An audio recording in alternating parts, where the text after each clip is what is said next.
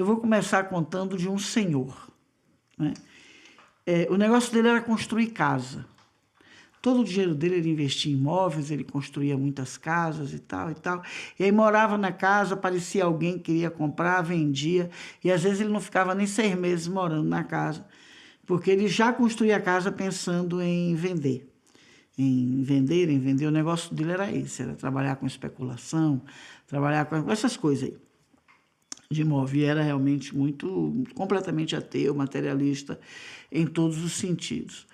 E aí um dia ele chegou à conclusão que ele precisava fazer uma casa para ele. E ele começou a fazer a casa enfim, e fez uma casa despreocupado em vendê-la.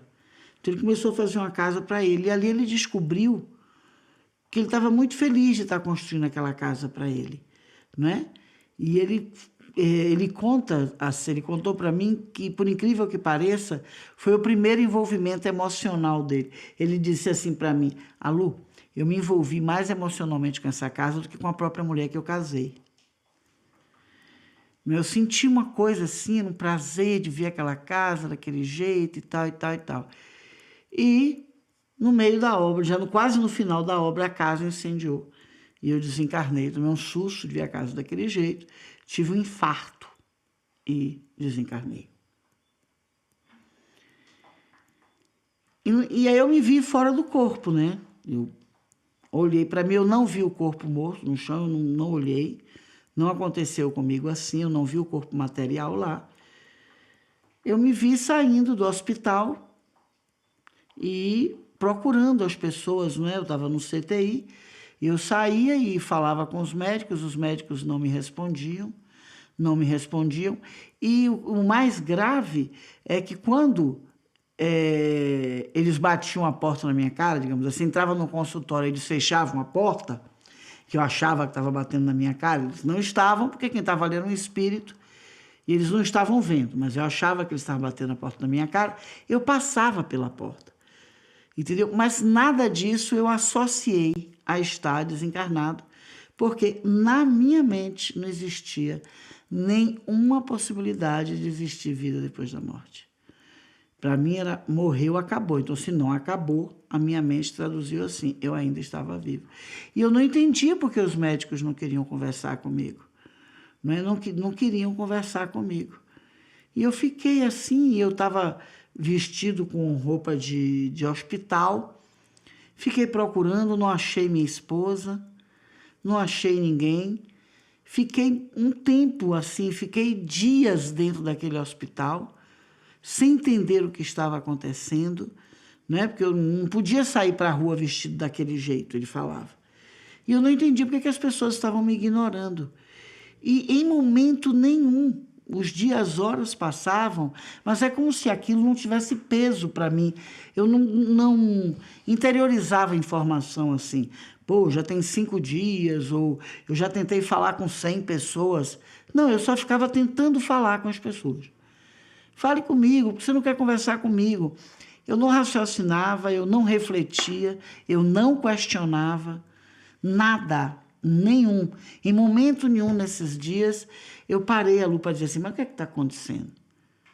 Eu passo pelas paredes, eu passo... Nada. Ia acontecendo e eu ia numa alienação imensa. E depois ele soube que isso é porque na mente dele não tinha nenhum questionamento do tipo: será que existe vida após a morte? Então, como não havia esse questionamento na mente dele, se você está aí que está fazendo curso comigo de sonhos, que eu falo do centro questionador, preste atenção nesse caso. Como não tinha nenhum questionamento sobre isso, ele não questionava. A mente que o acompanhou no desencarne não questionava. E aí passou muitos dias até o momento que ele disse: não, eu vou sair desse hospital porque eu preciso de uma roupa. Não é preciso de uma roupa. E aí, sempre que eu converso com o entrevistado, eu converso com o mentor. E o mentor dizia: eu estava do lado dele e ele não me via. Veja, gente, o espírito do lado dele, ele não via.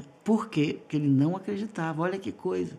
Ele via todas as pessoas que estavam encarnadas, que não falavam com ele, mas ele não via nem ouvia o mentor dele, que estava do lado dele, falando com ele. Eu escolhi esse caso para chamar bem a atenção das pessoas como é importante a gente estar sempre questionando, né? Será que eu acredito mesmo? Né? Onde é que essa crença na eternidade está no meu dia a dia? Ou eu acho que... Eu tenho um caso muito interessante de uma mulher que se acreditava, inclusive espírita. Vou contar depois. Enfim, e ele não questionava de jeito nenhum. Aí ele conta que ele vai para a rua, e chega a hora que, como ele está ali na rua e se sentindo exposto, achando que todo mundo está olhando para ele, e ele praticamente pelado, né, com aquela roupa de enfermaria, esse susto, esse medo, olha o medo, essa vergonha, esse momento limite, abre para ele procurar uma solução, e aí ele vê o mentor dele. E o mentor faz, olha, vamos aqui comigo, né? Ele, não, mas eu preciso botar uma roupa. Não, pelo menos para você poder botar uma roupa. Ah, você é a primeira pessoa que fala comigo. Ele, porque você não quer vestir uma roupa? Isso o mentor tentando tirar ele dali, né, gente? E aí leva. E ele chega aonde? No hospital de uma colônia espiritual, porque ele estava precisando disso. E ele não quer entrar no hospital de jeito nenhum. Ele tinha saído do hospital, que ele estava bem, que ele tinha superado o problema que ele teve, e o mentor falava com ele, não, você não superou, você está precisando de algumas coisas, vamos lá. E ele não, até que ele resolve querer ficar no hospital. Então tá bom, então eu vou. E nesse hospital ele via todo mundo falava com ele. Ele diz, aqui pelo menos as pessoas falam comigo. Então isso acalmou ele, para as pessoas estarem falando com ele. Aí ele faz, onde é a recepção para eu me inscrever? Olha, eu sou cliente ouro. Eu sou cliente ouro, eu não estou com meus documentos aqui, mas eu posso ligar para minha esposa, eu tenho uma assistência médica, olha que coisa, que me dá o direito de ficar em qualquer hospital, nas melhores suítes que o hospital tiver. E o mentor conversando com ele, aqui nesse hospital as coisas não funcionam assim. Né? Não funciona assim. Quando ele chega no hospital, que ele vê que tem outras pessoas naquele salão ali sendo tratadas também, ele vai, isso aqui é enfermaria, eu não quero ficar aqui. Eu paguei o meu... Chega a ser hilário, né? Eu paguei o meu cartão a vida toda, não é para ficar em enfermaria, eu não vou ficar aqui. E aí ele começa a pedir para o mentor dele o telefone, porque ele quer ligar para a esposa dele, que ele quer falar com a família, para a família chegar ali e levar o cartão e provar que ele não é um indigente, que ele se entende como indigente porque está sem documentos, enfim. E o mentor falou, mas não tem nada a ver com indigência, tem a ver que aqui nós tratamos as pessoas todas assim, não é? Enfim, ele fica um tempo assim enorme, né? Em nenhum momento, ele disse que ele levou 2 anos para questionar. Depois de ter vivenciado um monte de coisa no mundo espiritual durante 2 anos, gente, olha que coisa. Né?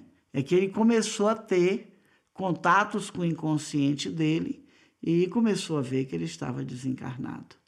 E aí ele chorou muito, né? Muito, muito, e enfim, passou pedir desculpas para todo mundo, porque ele ofendia todo mundo, porque ele era rico, ele era milionário, e a família, ele achava que a família tinha roubado a fortuna dele, e tinha colocado ele naquele hospital de indigente, de malucos, e aí com 2 anos, ouvindo uma coisa ali de alguém, ou de outro alguém, foi que ele fez o primeiro questionamento. Né? Não foi parar no umbral, porque ele era materialista, mas não era uma pessoa ruim, assim, não tinha culpas, não trazia, né? Era materialista, mas segundo ele nunca roubou ninguém, ele sempre trabalhou muito. Ele não foi uma pessoa boa de doar as coisas para as pessoas, mas nunca vendeu casa ruim para ninguém, nunca vendeu nada ruim para ninguém, não enganou ninguém. Era uma pessoa considerada boa, assim, né? Pelos amigos, por todo mundo. Não era uma pessoa dadivosa, ele acreditava que Pobre era pobre porque não trabalhava, então tinha que ajudar pobre. Mas não roubava ninguém, não trazia grandes traumas para levar para o umbral, mas criou esse umbral interno, não é, do materialismo. Então esse foi um dos casos que eu acompanhei, que eu fiquei muito impressionada. Por que o mentor dele simplesmente não o informou que ele havia desencarnado? Porque não é feito assim. Quando você diz um espírito que ele desencarnou, ele pode entrar num estado dessa criança de catatonia. Não é? Então a espiritualidade espera que as pessoas comece a fazer um contato. Entendeu? É isso que eu sei que as pessoas têm dificuldade de compreender, porque aqui tudo tem muita doutrina. Você morreu, você precisa batizar, você precisa isso. E com a espiritualidade eles esperam a gente, é o que eu disse. Existe uma diferença de trabalhar a doutrina. A doutrina é dizer, olha, você é isso, você é aquilo, se na encarnação passada foi fulano, isso é doutrina. E o que é o despertar? É você trabalhar a pessoa para ela mesmo despertar, ter o despertar dela, ter ampliação de consciência dela. No mundo espiritual, o que a espiritualidade trabalha é o despertar. A espiritualidade trabalha o despertar, trabalha a ascensão, isso é que é ascensão. A cada despertar que você faz, não é? A cada despertar, você alcança um grau ascensional. É diferente da doutrina. A doutrina quem faz é os homens, os líderes religiosos, as pessoas religiosas que criam as doutrinas para doutrinar as pessoas. Mas a espiritualidade, ela trabalha a nossa ascensão, o nosso despertar. O que eles fazem lá, nesses casos, é levar as pessoas para lerem. Assistam um filme chamado E a Vida Continua. Tem aí, se não me engano, no Netflix, tem no YouTube boas gravações, mas se não me engano ainda está no Netflix. É baseado num livro de Chico Xavier. É uma história muito interessante. Vocês vão ver que são duas pessoas que estão lá, não acreditam que estão mortas, e o que é que a espiritualidade faz para essas pessoas terem o despertar delas. Assista esse filme e a vida continua. Não é? Ali tem foi muito bem feito o livro de Chico, como o filme também foi muito bem feito. E o foco desse filme é exatamente isso. É como a espiritualidade trabalha o nosso despertar. Nos dá recursos para que a gente desperte, para que a gente chegue às nossas próprias conclusões. Não é? Eles não são doutrinários.